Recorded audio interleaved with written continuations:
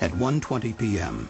on March 23, 2005, a massive explosion and fire erupted at the BP refinery in Texas City, Texas. The explosion killed 15 workers and injured 180 others, many of them seriously. The blast occurred at the isomerization or ISOM unit, which produces materials to boost the octane rating of gasoline. The explosion shattered windows in homes and businesses up to 3/4 of a mile away from the 1,200-acre refinery. As thick black smoke billowed from the plant, authorities instructed some 43,000 Texas City residents to stay indoors. The accident cost BP billions of dollars in victims' compensation, property damage, and lost production. This investigation was the largest and most comprehensive investigation in the history of the Chemical Safety Board. CSB Supervisory Investigator Don Holmstrom led a 2-year investigation to determine the root causes of the accident. We interviewed over 370 witnesses. We looked at thousands of documents, literally millions of pages of documents, and we examined the plant, inspected over 40 pieces of instrumentation and equipment. The investigation team examined a wide range of safety systems, practices, and standards, and looked at human factors such as fatigue and communication between operators.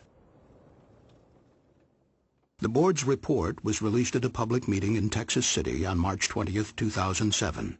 Then CSB Chairman Carolyn Merritt presided.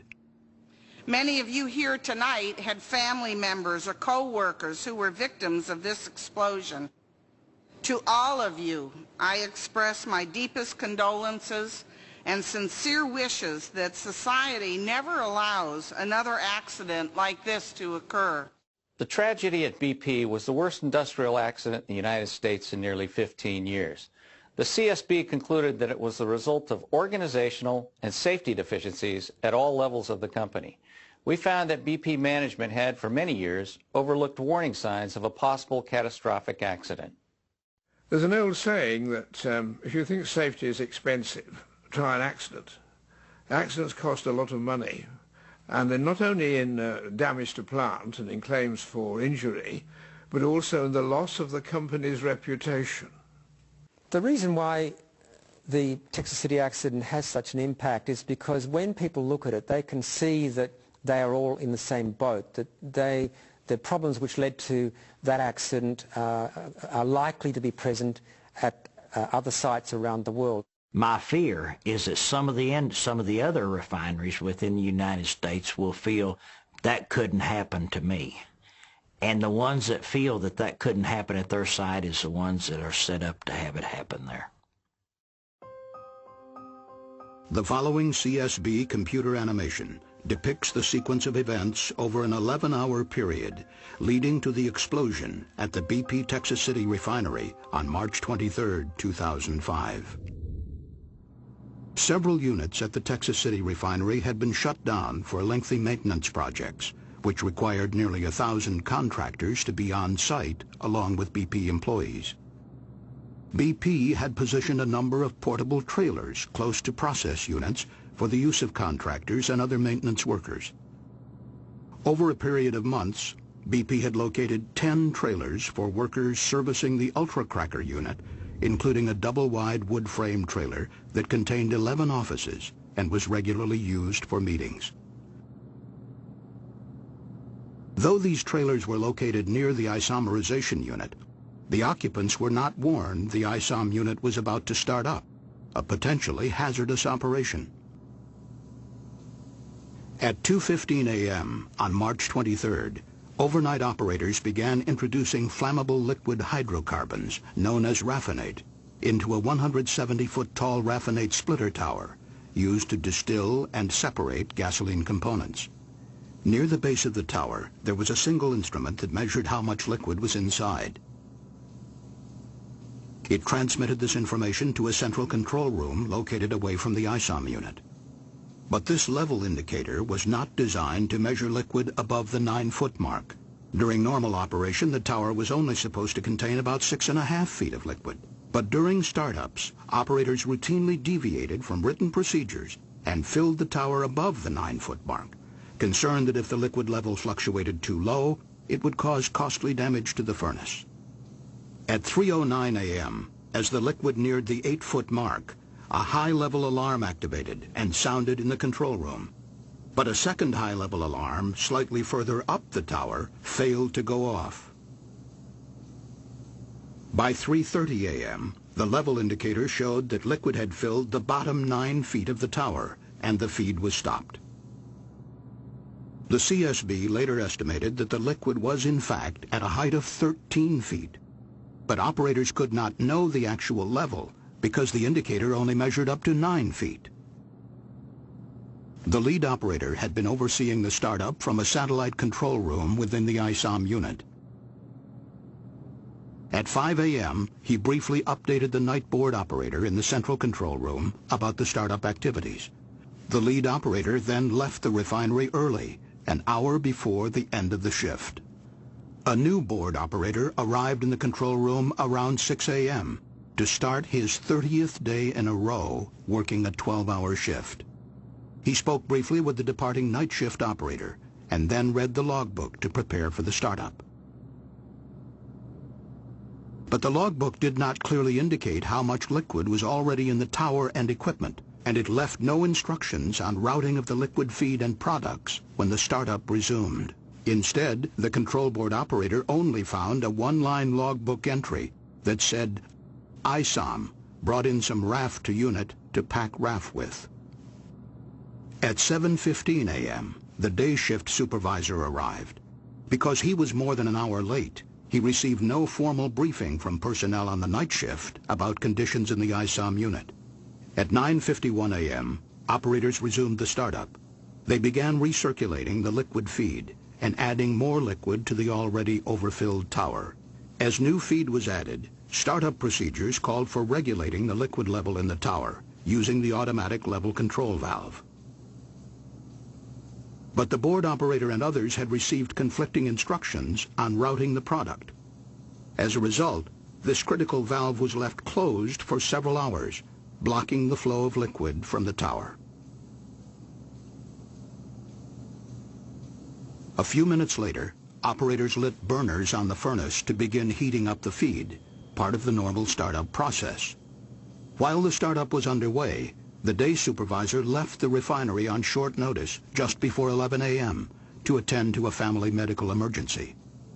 Contrary to BP's own procedures, no experienced supervisor was assigned to replace him. This left a single control board operator, now without a qualified supervisor, to run 3 refinery units, including the ISOM unit, which needed close attention. The refinery had eliminated a second board operator position following corporate budget cuts in 1999 after BP acquired Amoco. As the startup continued, the tower steadily filled with liquid, reaching a height of 98 feet shortly before noon, more than 15 times the normal level. But the improperly calibrated level indicator told operators in the control room that the liquid was at 8.4 feet and gradually falling. Furthermore, the control panel was not configured to clearly warn operators of the growing danger. It did not display flows into and out of the tower on the same screen, nor did it calculate the total liquid in the tower. Meanwhile, the maintenance contractors, who were not involved in the operation of the ISOM unit, left their work trailers to attend a company lunch, celebrating a month without a lost time injury. At 12:41 p.m., an alarm activated as the rising liquid compressed the gases remaining in the top of the tower. Unable to understand the source of the high pressure, operators opened a manual chain valve to vent gases to the unit's emergency relief system, a 1950s-era blowdown drum that vented vapor directly into the atmosphere. Operators also turned off 2 burners in the furnace to lower the temperature inside the tower, believing this would reduce the pressure. Nobody knew the tower was dangerously full.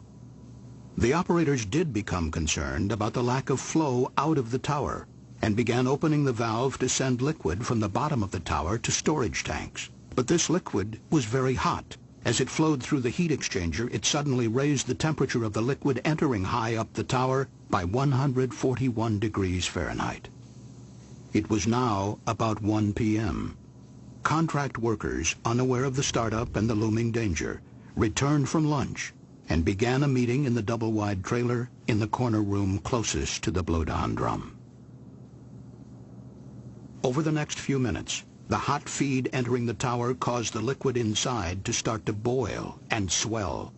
Liquid filled the tower completely and began spilling into the overhead vapor line, exerting great pressure on the emergency relief valves 150 feet below. At 1:14 p.m., the 3 emergency valves opened, sending nearly 52,000 gallons of flammable liquid to the blowdown drum at the other end of the ISOM unit. Liquid rose inside the blowdown drum and overflowed into a process sewer, setting off alarms in the control room. But the high-level alarm on the blowdown drum failed to go off. None of the operators knew of the catastrophe unfolding in the ISOM unit. As flammable hydrocarbons overfilled the blowdown drum, operators nearby saw a geyser of liquid and vapor erupt from the top of the stack. The equivalent of nearly a tanker truck full of hot gasoline fell to the ground and began forming a huge flammable vapor cloud. This scene, based on CSB computer modeling, shows how the vapor cloud expanded in just 90 seconds, engulfing the unit and the nearby trailers full of workers. About 25 feet from the base of the blowdown drum, 2 workers were parked in a pickup truck with the engine idling. As flammable vapor entered the air intake, the diesel engine began to race. The 2 workers fled, unable to shut off the engine. Moments later, witnesses saw the truck backfire and ignite the vapor cloud. Powerful explosions swept through the area. Computer modeling shows how the blast pressure wave accelerated through the ISOM unit, causing heavy destruction and igniting fires throughout the area. The workers inside the trailers were right in the path of the explosions. The fires continued to burn for hours. 12 of the 20 occupants of the double-wide trailer were killed, along with 3 workers in a trailer nearby. Dozens of others suffered serious burns, fractures, and other traumatic injuries. The wood and metal frame trailers were blown apart by the blasts. Firefighters struggled to rescue the injured and recover the victims. 50 large chemical storage tanks were damaged, and the ISOM unit remained shut down for more than 2 years.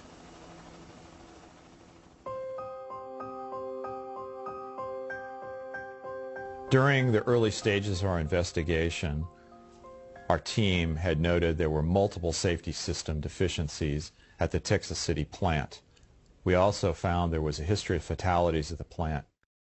Prior to the March 2005 accident, 23 people died in accidents over a 30-year period at the Texas City refinery, beginning when it was owned by Amoco and continuing after BP acquired the refinery in 1999. The CSB wanted to know what the connection was between this history of fatal incidents and the organizational and cultural factors. BP Corporation's lack of focus on preventing major accidents allowed budget cuts to be made without assessing the impact on process safety. The CSB found that cost-cutting, production pressures, and failure to invest significantly impacted the process safety performance at the Texas City refinery and left the refinery vulnerable to catastrophe. After the merger with Amoco, BP ordered a 25% reduction in fixed costs at all its refineries. This impacted important process safety systems such as staffing, training, and mechanical integrity.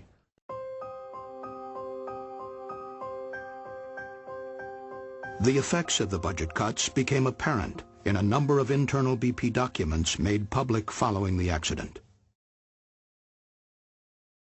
In one, the refinery manager was quoted as having observed in 2002 that the infrastructure at Texas City was in complete decline. He ordered a study of the refinery's safety and mechanical integrity, a study which was shown to BP executives in London. That study warned of serious concerns about the potential for a major site incident following more than 80 hydrocarbon releases in the previous 2 years. The study also concluded that its own findings were urgent and far-reaching. A follow-up BP study in 2002 found the refinery's integrity and reliability issues were clearly linked to the reduction in maintenance spend over the last decade. In 2003, a maintenance assessment stated that cost-cutting measures have intervened with the group's work to get things right. Usually, reliability improvements are cut. And later that year, a company audit found the current condition of the infrastructure and assets is poor at Texas City, and that maintenance spending was limited by a checkbook mentality. Only the money on hand would be spent, rather than increasing the budget. In March 2004, BP auditors in London concluded that 35 business units around the world, including the Texas City refinery, suffered from a host of common safety problems, including widespread tolerance of non-compliance with basic HSE or health, safety, and environmental rules, poor implementation of safety management systems, and lack of leadership competence and understanding. There were a number of reports that were coming up to as high as the board level that indicated serious problems throughout the BP system. During 2004, the Texas City refinery had 3 major accidents. In addition to this process unit fire that caused $30 million in damage, 2 other accidents in 2004 resulted in 3 fatalities. Yet this same year, the refinery had its lowest ever recordable injury rate, a statistic that does not include fatalities. The CSB found that maintenance spending increased between 2003 and 2004. But most of the increases were for responding to serious accidents and complying with environmental requirements, not for preventive maintenance. Late in 2004, the Texas City refinery manager made a presentation to supervisors titled Safety Reality, reviewing fatalities at the plant over the past 30 years. One of the slides was entitled, Texas City is not a safe place to work. BP did its own safety culture survey that was done just prior to the accident. That survey indicated there was an exceptional degree of fear among employees of a major catastrophe. Among the findings of the survey, the pressure for production, time pressure, and understaffing are the major causes of accidents at Texas City. Critical events, like failures or breakdowns, are generally not attended to.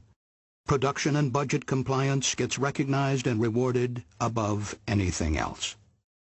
Sociology professor Dr. Andrew Hopkins has written extensively on the causes of industrial disasters.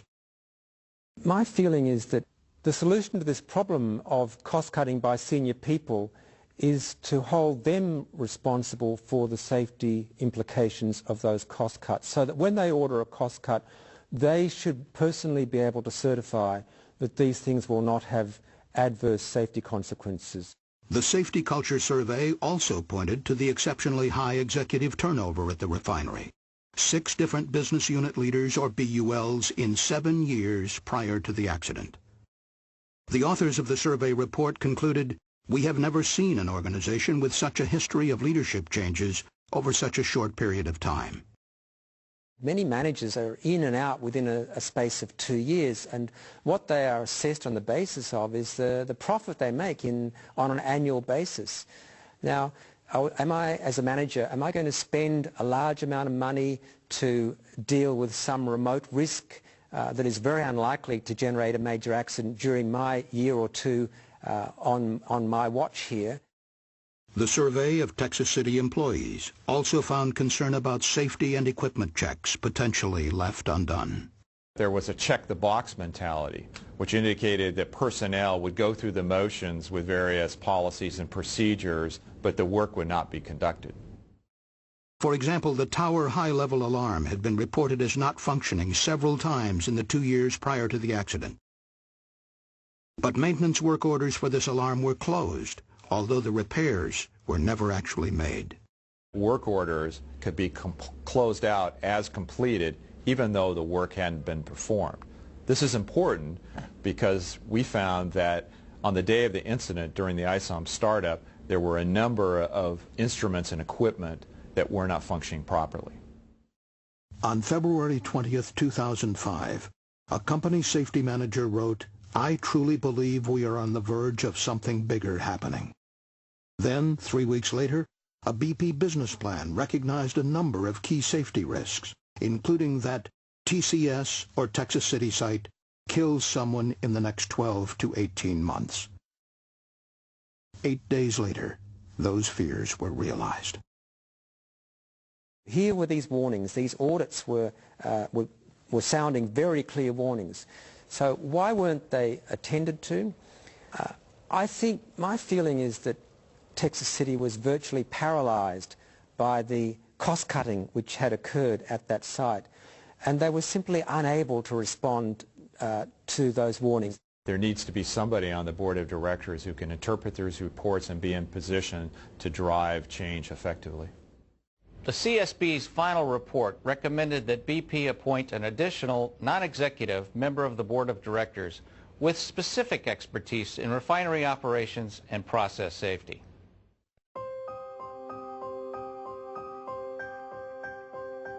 So the problem at Texas City was that they were essentially blind to this issue of process safety. They were focusing on personal safety. The CSB concluded that over a period of years, BP managers focused on lowering rates for personal injuries, such as slips, trips, and falls, while often disregarding key process safety indicators. We as members of the travelling public intuitively understand that the numbers of baggage handling injuries really tells us nothing about the likelihood of a major accident, an aircraft crash, and no airline in its right mind is going to try and convince the travelling public of how safe it is by telling you about its workforce injury statistics. Dr. Trevor Kletz is an internationally recognized chemical process safety expert. Process safety deals with the fires and explosions and toxic releases and things like that. And you can have a very good accident rate for what we call hard hat accidents, but not for process ones. There are a whole series of incidents occurring at BP in the years prior to the accident: gas releases, other kinds of releases, fires, all of which were telling you that process safety was not well managed. You need to measure process safety performance with the appropriate indicators, both leading and lagging indicators. Lagging indicators measure events that have already occurred, such as fires, explosions, and equipment failures. Leading indicators are designed to predict the likelihood of an accident before it occurs. For example, the percentage of equipment inspections that are overdue. The opening of a safety release pressure relief valve is itself an indicator that things are not as they should be. So we should count those and try and reduce the number of occurrences of those sorts of events. But the investigation found that BP did not effectively use leading and lagging indicators to measure and drive process safety performance. For example, BP's pay plan rewarded managers primarily for controlling costs. The only safety metric used to calculate bonuses was the personal injury rate. Process safety was not considered. The CSB final report recommended that the United Steelworkers Union and the American Petroleum Institute create a new standard for process safety indicators for the petrochemical industry. The board also called on BP to use leading and lagging indicators to strengthen refinery safety performance. After an accident, managers often say, "I didn't know this was happening," or not happening, as the case may be. "If I'd known, I'd have stopped it." Now, this is bad management. It's the manager's job to know what is going on. And he can do that by going round and by keeping his eyes open and reading the accident reports in detail. The CSB investigation noted that BP ignored numerous warnings of the potential for a catastrophic accident, a result of not having an effective reporting and learning culture. Glenn Irwin is a safety official with the United Steelworkers and was a member of the independent panel that examined BP's safety culture. I believe it's very important that we do have an open and a trusting environment to where people can raise concerns and they can tell management if they see a condition or something that is out of the ordinary. BP's own internal audits, however, indicated a trusting environment was lacking. In 2005, the Texas City maintenance manager said in an email that the refinery has a ways to go to becoming a learning culture and away from a punitive culture. It was a long-standing problem. In 2000, the BP refinery in Grangemouth, Scotland, had 3 serious incidents, including a large process unit fire. An investigation by the British Health and Safety Executive highlighted problems at the Grangemouth refinery that would show up again 5 years later in Texas City. There was need for corporate and board oversight over process safety management. There was a need to develop leading and lagging indicators for process safety, and there needed to be an emphasis on process safety in order to prevent major accidents. But the CSB found little awareness in Texas City of the lessons BP executives promised would be learned worldwide after Grangemouth. As British regulators concluded, BP's decentralized management structure impaired learning from previous incidents. And the reason why BP failed to learn these lessons from other events, the reason why they seem to have this, what I would call learning disability, lies in the way in which the organisation was designed. It lies in the bonus systems of payment. It lies in the decentralised structure of the organisation. It lies in the organisational location of process safety experts. The CSB found that following the 1999 merger with Amoco, BP dismantled Amoco's existing centralised safety structure. The reorganization left a diminished process safety function that no longer reported to senior refinery leadership.